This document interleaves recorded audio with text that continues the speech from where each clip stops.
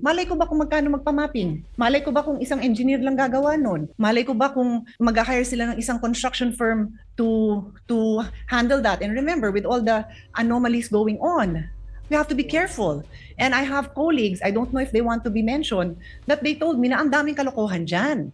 So it's my job to protect what we are endorsing. So yun lang naman hinihingi ko. Kailan ko natanggap yung breakdown ng 200 million? Kagabi, anong oras? Ngayon, this morning.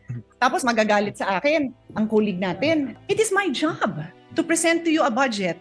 May 93 million. Yes. So ngayon, dahil sa paglabi, dinagdagan na. So sige na, Yes. okay na. Okay. Pero may 93 million, hindi zero ang binigay. Nabigyan sila ng 93 million He never from said 6 zero. million. He said sa request niyang 200, zero yung dagdag. Yun yung sinabi niya. Pero wag palabasin na walang pera yung agency kasi may 93 million nga sila, Mr. President. Liwanagin ko lang Yes. yan. Para lahat ng mga post dyan, Clear. malaman naman na may 93 million Yes. naman ang EC. Ngayon nadagdagan, dahil kapatid kita at pinagbibigyan ko po kayo.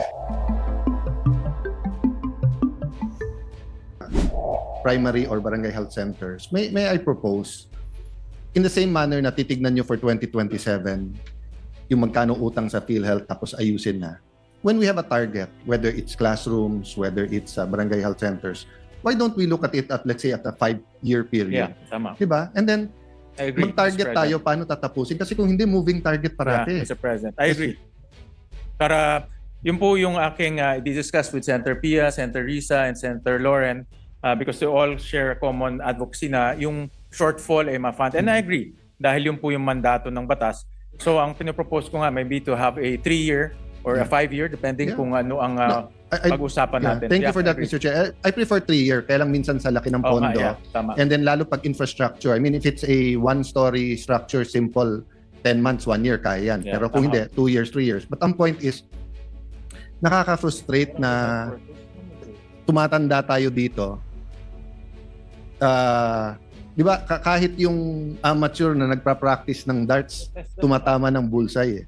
If all of us has the lifestyle, the life longevity of the great Senator Enrile, maybe abutin mo na machamba magawa eh. 'Di ba? But realistically, I had the privilege here to work not only with Senator Soto but with senators, 'di ba?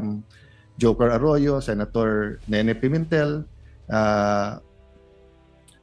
Senator Miriam, 'di ba, etc. Pero parang ngayon ang youngest natin si Senator Camille, pero aalis ba tayo sa Senado na yung shortages na to ay walang linaw, 'di ba? So I think one thing that we can leave to them is to have that target, no? And even if we don't start it in 2026, we can hold them accountable. So for example, sa DOH, I want them to tell us as a matter of fact, dito sa 34 billion, sabi niyo 4 billion primary health center, ilan yon? At kung 1 story lang dapat matapos ng 1 year, ilan ang matatapos mo this year, di ba? Para alam natin kung mangangako tayo sa tao na by 2020 whatever, 28, 29, lahat ng barangay, more or less, kasi katulad ng Manila, bawat barangay, kalye, halos barangay, so they share barangay health centers. But for example, there are probably few barangays na ilan lang ang residente, so malalayo, so magkla-cluster ka rin. But ang point ko, as a general rule, let's give our people something to hold us accountable, di ba? So that's why I agree with the question of Senator Joel na in the end sa barangay health centers, kailan matatapos? Let me just emphasize that this is just like classrooms. This is the one thing eh.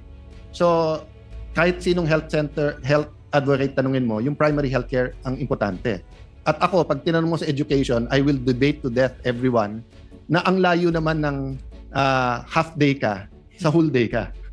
Di ba? Kahit ano sabihin mo, lalo ngayon, social media at saka barkada yung most of your time, still going to school 7 to 3 or 8 to 4 is better. I think, Sir President, I think Senator Pia wants to interject. Mr. President, if I may just add to the discussion, I was listening to Senator Alan's comments and the sponsor's response about having a 3-year plan to once and for all deliver the earmark amounts, no, sin tax amounts over the next 3 years. Ang sa akin naman, and I understand that our chairperson, Senator Sherwin Gatchalian, no one will question his ang kanyang kasipagan, his dedication, no, to come up with a good budget. But I'd like to propose that let's start the year 2026, right? Ibigay naman natin yung buong amount, 16B yung kulang. Kasi yun nga, 296 billion yung kulang. May 60B na binigay, so that's still mga 226, tama? Around 220 plus pa yung kulang.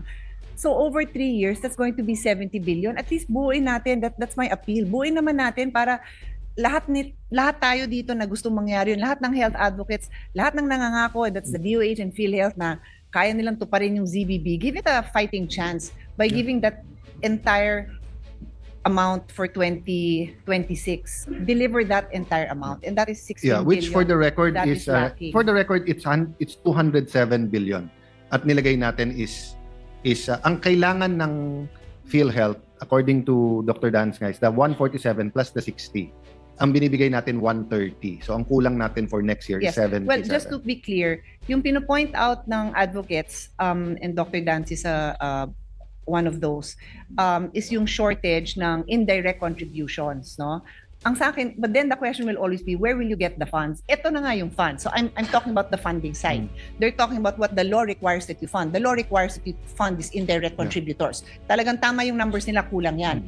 I'm talking about may fund na nga eh. May fund na earmark, certified by BIR. Ibigay na lang. So I'm just saying that at the very, very least, because I honor the chairman's commitment to fix this over the next 3 years. Kaya lang, Mr. Chairman, 2 years ka na lang dito, hindi ka na senador. So paano tayo sa pangatlong taon?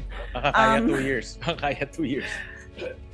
But yun sa akin naman, na show of good faith, buhay naman ng Senado. Yung syntax kasi, this is not an unfunded law. This is, the money has been collected. The money is sitting in some other department. Yeah. And I will let Senator Alan go into that. Nasan ba? Nasa DPWH ba? Nalunod ba yun sa flood diverted. control? The money is there. It's collected. So, Agreed. it's our job to make sure that i-deliver yan sa PhilHealth. Yun lang naman kasi I cannot be complicit to this disappearance of these funds that have been collected, BIR certified. It has And been maybe for the collected, Mr. people who are President. watching us, Senator Pia, we can explain why. Kasi kung every year, mag-argue pa tayo between what's urgent, what's important, and what's in FAD, mahirap. That's why nga nilagay sa batas yung earmarking. Because we know, sundin nyo lang yung earmarking, Yun na. magkakaroon ng sufficient fund because we know, pag healthy ang citizenry, productive. Especially if you start sa primary health. Pero kung hindi healthy ang citizenry, kahit anong gawa mo ng airport, tourism, kahit, di ba, that's why nga EDCOM goes into stunting Dahil nga, hindi lang naman yung tinuturo mo. Kamusta ang physical, emotional, mental na kalagayan ng bata pagpasok sa school. So, well taken yung interjection, but yun nga, yung sa akin naman ang point of view ko simple lang, no? How much ang kailangan talaga ng PhilHealth to be able to deliver the no billing kasi ang dami ng stress ng Pinoy And yun nga, di ba, I sorry kung sino mismo nagsabi nito but we'll follow kung sino yung quote. Di ba yung sinasabing hanggang sa upper middle class you're one illness away from poverty at talagang hindi mo malalaman kung saan kukunin mga ito, no? So, Mr. President, Mga vulnerable sectors. I might forget lang, no? Because nga yung, I'm speaking actually, Senator Joel and I are speaking for the whole 9-person minority. I haven't been in touch with Senator Bato, but katulad ng Mindanao Railway, every hearing binabanggit niya So I'm doing my part to express his wishes. Alam ko na expropriate na yata yung lupa niya dun. Yeah. If I'm not mistaken. Yung bahay na Bato, Yung bahay niya. tatamaan ng ng bahay ni Bato, hindi bahay ng na Bato. Bahay ni Bato tatamaan ng railway, which he gladly gave up for as long as matuloy yung project. So sa tanong naman ni Senator Robin, no, about I think some of the letters were sent to the subcommittee chairperson, Senator Pia. So I see it reflected naman just for the record, no. So may additional 100 million, tama? Sa Yes. National Commission on Indigenous Actually, People. until 10 o'clock, nag-uusap pa ho kami ni Senator Pia. But I'll let Senator Pia answer that. And I will warn everyone, I am not as calm as the chairman when it comes to this topic. Because as I said during the defense of the budget, and I think all our colleagues can attest that in the 7 years that I've handled the budget, I follow our protocols. I'm very consistent. We give every agency the opportunity to make their appeals during the hearing or briefing. We give them a deadline so that we can include if they are able to comply and if they're able to satisfy the requirements, we include it in the committee report that we submit to the chairperson. May sulat na pinadala. Wala naman detalye. 200 million for mapping and cadastral survey and mapping. 200 million. Something like that. I always ask the agency to justify. Malay ko ba kung magkano magpa-mapping? Malay ko ba kung isang engineer lang gagawa nun? Malay ko ba kung mag-hire sila ng isang construction firm to handle that? And remember, with all the anomalies going on, we have to be careful. And I have colleagues, I don't know if they want to be mentioned, that they told me na ang daming kalokohan dyan. So it's my job to protect what we are endorsing. So yun lang naman hinihingi ko. Kailan ko natanggap yung breakdown ng 200 million? Kagabi, anong oras? Ngayon, this morning.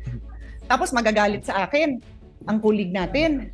It is my job to present to you a budget that I have been able to justify, that I have been able to vet. Now, what is the utilization rate? Common yan. Ask anyone here who has chaired a committee. Tatanungin ka ng chairman, what is the utilization rate? Yung budget nila last year, 9 million, 6 million. Ang utilization ng unang sinabi sa amin, 50% of 6 million. Tapos humingi sila sa NEP at binigyan sila ng 93 million. From 6, nag-jump sa 93. Oh, ang ganda naman nun, di ba? Hindi naman sila humingi ng mas marami.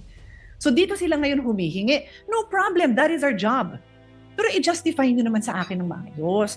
So pag naglabi naman sa inyo ang mga agency, i-justify nyo lang naman. Yun lang naman ang sinasabi ko. So I can do my job well. Yun lang naman. Pero kinonsider ng ating chairman, dahil tayo naman lahat dito, nagmamalasakit naman sa mga IT. So I just want to point out that I am just doing my job. Yeah. Sana yung iba din, gawin din nila yung trabaho. Thank Mr. you. President, ganyan na ganyan yung tatay namin. Na pag humingi kami ng pera, sesermonan ka na. Pero pag na-justify mo, ibibigay naman. So hindi ko na ididebate. I appreciate the work you're doing. At it's justified.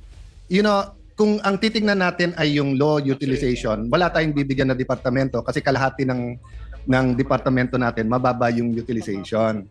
Now, yung kadastre, yes, madaming anomalya, pero mas malaking anomalya yung nagkakamkam ng lupa at yung napapatituluhan nila sa pangalan nila nasa IP. So again, no, I appreciate both sides. I appreciate the side of Senator Robin. I appreciate the side of Senator Pia. Aminado naman si Senator Robin na Pero Mr. President, sorry, Yeah. ulitin ko lang ha, may 93 million na nga, hindi naman wala. So sana maintindihan din na may 93 million. Yes. So ngayon dahil sa paglabi, dinagdagan na. So sige na, Yes. okay na. Okay. Pero may 93 million, hindi zero ang binigay. Nabigyan sila ng 93 million. He never from said 6 zero. million. He said sa request niyang 200, zero yung dagdag. Yun yung sinabi niya. Pero wag palabasin na walang pera yung agency kasi may 93 million nga sila, Mr. President. Liwanagin ko lang Yes. yan. Para lahat ng mga post dyan, Clear. malaman naman na may 93 million Yes. naman ang agency. Ngayon nadagdagan, dahil kapatid kita at pinagbibigyan ko po kayo. Thank Yun you lang very po, much. Mr. President. Okay. Thank you very much. So Mr. President, ngayon naintindihan mo ba't siya nasa majority, ako nasa minority. Joke yun, Mr. President ha. Alam ng lahat, hindi ko yan pinagbibigyan dahil kapatid ko, kabaliktaran pa nga ang mangyayari. Pinagbibigyan ko dahil mahal po natin ang mga indigenous people. Pero tayo po, babantayan natin ang agency na gamitin nila ng tama yung pera. Yun lang naman Yes. po. Kasi kung si Alan lang ang humihingi, I will always listen. Pero kailangan pa rin ma-justify. Thank you po. Yes. Okay, correct. Next topic. Okay. Nang pigain, tapos na. Yes, Mr. President.